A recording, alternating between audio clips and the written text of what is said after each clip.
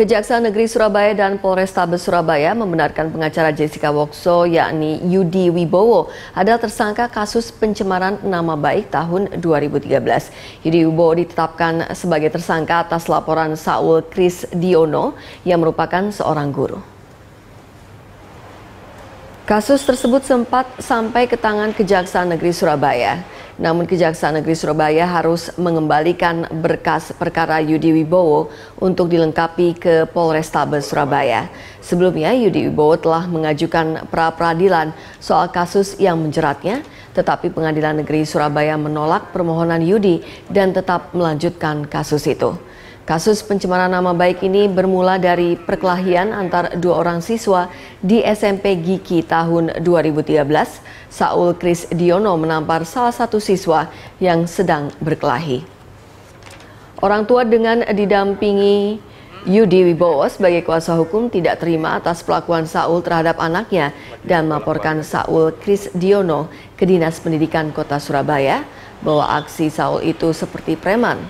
Pernah dihukum 2 tahun penjara dan bermental maling.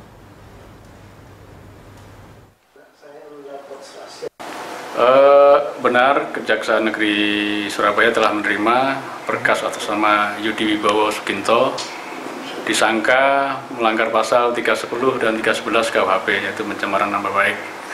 Atas berkas yang sudah dikirim ini, Kejaksaan Negeri Surabaya telah melakukan penelitian dan hasilnya memang dengan gelar perkara hasilnya ada beberapa yang kekurangan baik formil maupun material. Antara lain, satu, belum ada surat pengaduan, dan kedua ada penambahan pasal 317. Kemudian juga ada beberapa saksi yang perlu diperiksa untuk memperkuat. Kapolda Metro Jaya Irjen Tito Karnavian menegaskan pihaknya akan mengawal kasus kematian Wayan Mirna Salihin hingga ke tingkat pengadilan. Polisi juga tetap yakin dengan penetapan status tersangka Jessica Wongso. Saat ini polisi masih fokus memperkuat alat bukti yang dibutuhkan akan menguatkan penetapan status tersangka Jessica Wongso. Pihak polisian juga tidak akan menyampaikan apa saja alat bukti yang telah ditemukan, karena hal itu akan dijadikan sebagai strategi dalam proses penyidikan.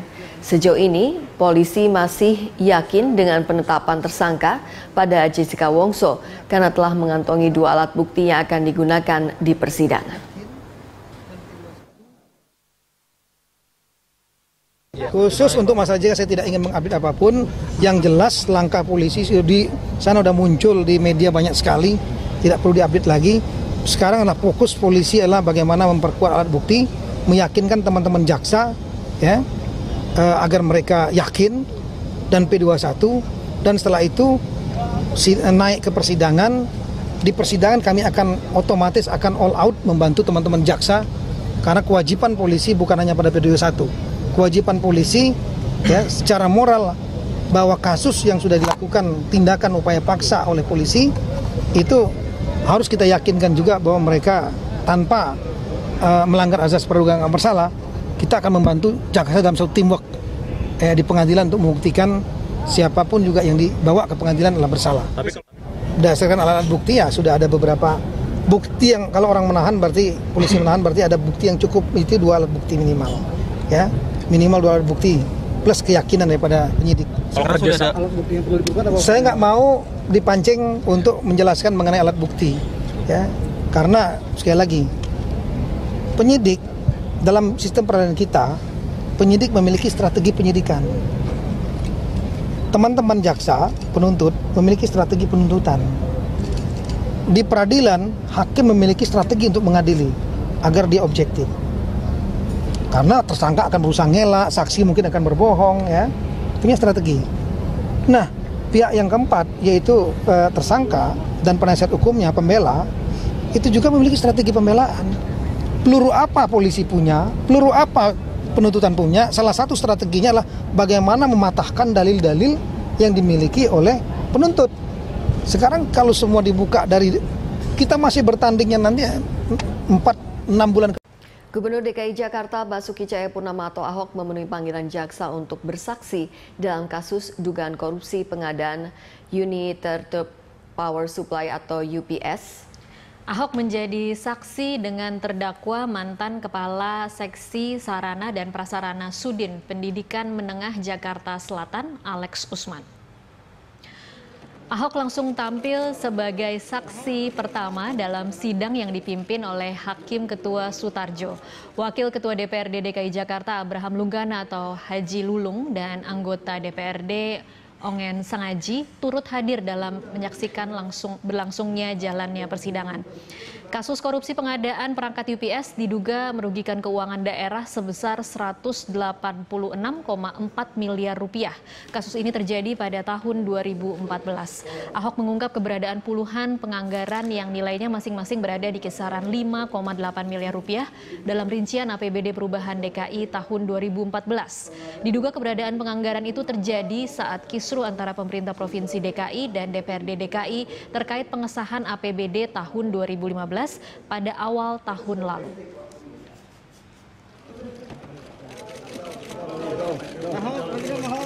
Ayah dari almarhumah Wayan Mirna Salihin menyebut Jessica Kumala Wongso memiliki kepribadian ganda. Menurutnya, hal itu yang membuat tersangka kasus pembunuhan Mirna dapat lolos dalam uji kebohongan di Polda Metro Jaya. Darmawan Salihin, ayah dari Wayan Mirna Salihin, heran dengan sikap Jessica Kumala Wongso yang terkesan menjauhi keluarga Mirna. Darmawan mengakui hingga sekarang tidak ada komunikasi dengan pihak Jessica. Darmawan sangat yakin anaknya tewas karena racun sianida di dalam kopi yang diminum Mirna. Menurut Darmawan, Jessica memiliki dua sisi kepribadian dan hal ini yang membuat Jessica lolos dalam uji kebohongan. Ia mengaku akan mengungkap banyak bukti baru di persidangan nanti dan berharap semuanya akan segera terungkap dalam waktu dekat.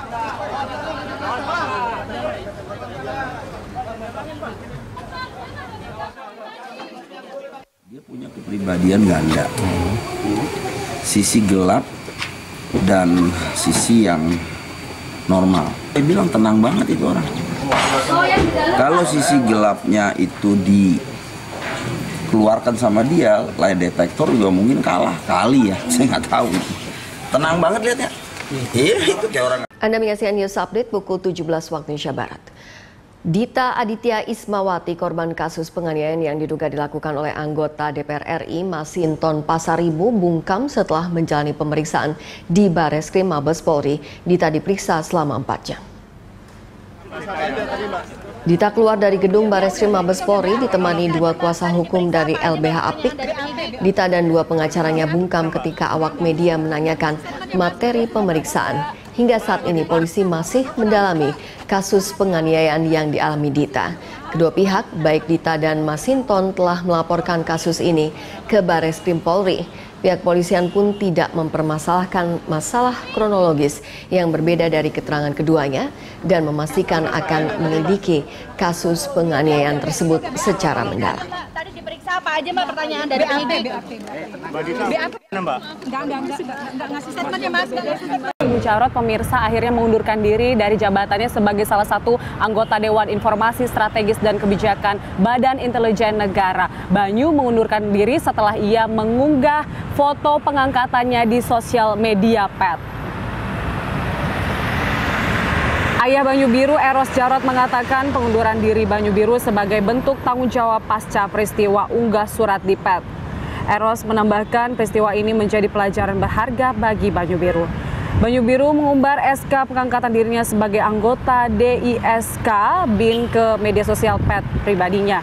Kepala Badan Intelijen Negara Sutioso sebelumnya mengatakan akan mengkaji ulang pengangkatan Banyu Biru ini. Sutioso menambahkan SK pengangkatan seharusnya bersifat rahasia. Polda Metro Jaya belum akan memberikan salinan berita acara pemeriksaan Jessica kepada kuasa hukum Jessica. Kabid Humas Polda Metro Jaya, M. Iqbal, mengatakan pihaknya akan memberikan BAP setelah penyidik selesai memperkuat alat bukti. Kadif Humas Polda Metro Jaya, M. Iqbal, mengatakan BAP tersebut memang perlu diberikan kepada kuasa hukum untuk menyiapkan pembelaan tersangka Jessica. Namun penyerahan BAP masih menunggu waktu yang tepat. Sebelumnya, kuasa hukum Jessica, Yudi Wibowo, mengatakan sejak kliennya ditangkap dan ditahan, pihaknya belum menerima salinan berkas acara pemeriksaan Jessica. Pihak kuasa hukum menganggap hal itu sebagai pelanggaran pasal 75 KUHP. Menurut Yudi, polisi tidak memiliki bukti kuat yang menunjukkan kliennya menaruh sianida di dalam kopi yang diminum Mirna.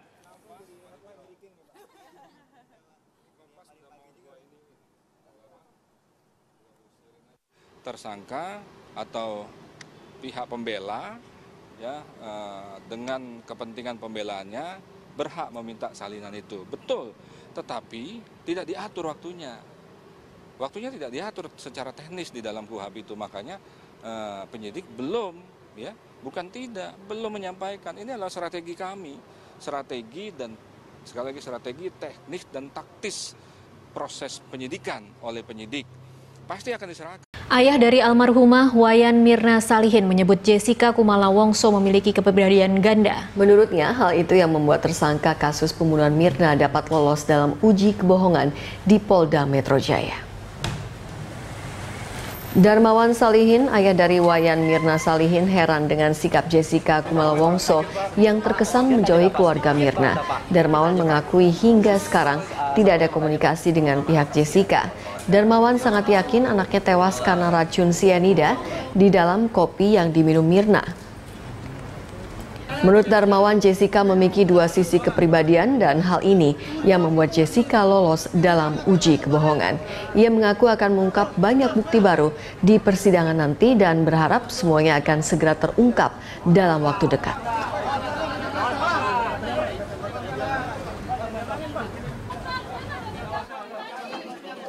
Dia punya kepribadian ganda, sisi gelap dan sisi yang normal. Saya bilang tenang banget itu orang. Kalau sisi gelapnya itu dikeluarkan sama dia, lie detektor juga mungkin kalah kali ya. Saya nggak tahu. Tenang banget lihatnya. Iya itu kayak orang. Dan untuk mengetahui perkembangan terkini terkait penyidikan kasus pembunuhan Wayan Mirna Salihin, kita bergabung dengan reporter Priscila Dauhan dan juru kamera Rangga Samudra langsung dari Polda Metro Jaya. Ya Cila, pasca penggeledahan rumah Jessica, apakah perkembangan terkait penyidikan kasus pembunuhan Mirna saat ini?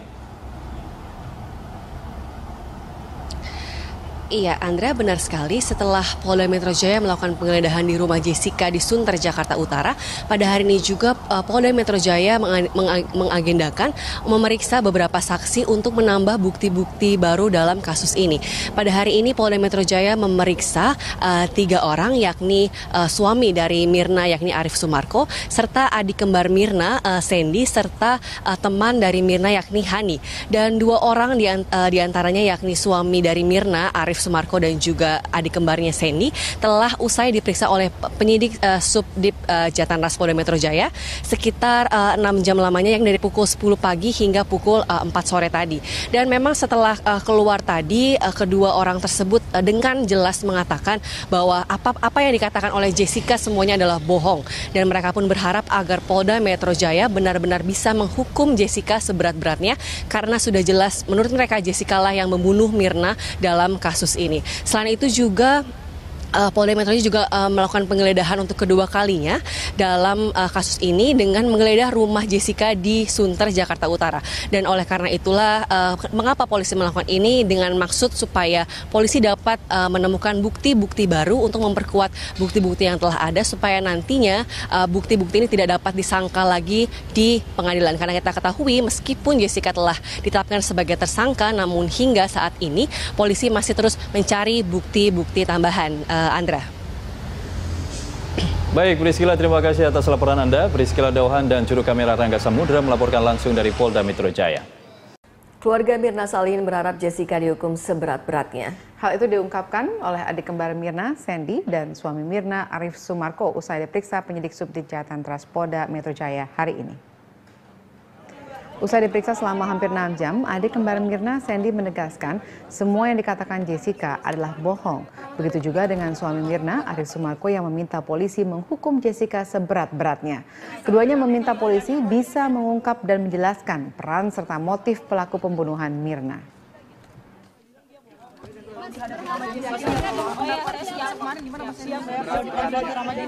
Semuanya ada di pengadilan aja ya. Seberat-beratnya, Mbak.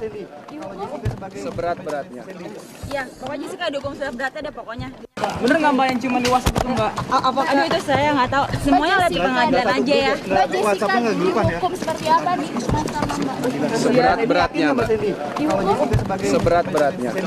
Iya, pokoknya Jessica dihukum seberat-beratnya deh pokoknya. Dia apa yang dia ngomong semua. Jessica Kumala Wongso kembali dibesuk ibunya, Imelda Wongso. Imelda membesuk putrinya sambil membawakan makanan kesukaan Jessica. Imelda datang ke Polda Metro Jaya sekitar pukul 21 waktu Indonesia Barat dengan ditemani pengacaranya Yudi dan Andi Yusuf. Imelda bertemu anaknya Jessica Wongso hanya sekitar 10 menit. Usai menjenguk anaknya, Imelda menolak berkomentar kepada wartawan.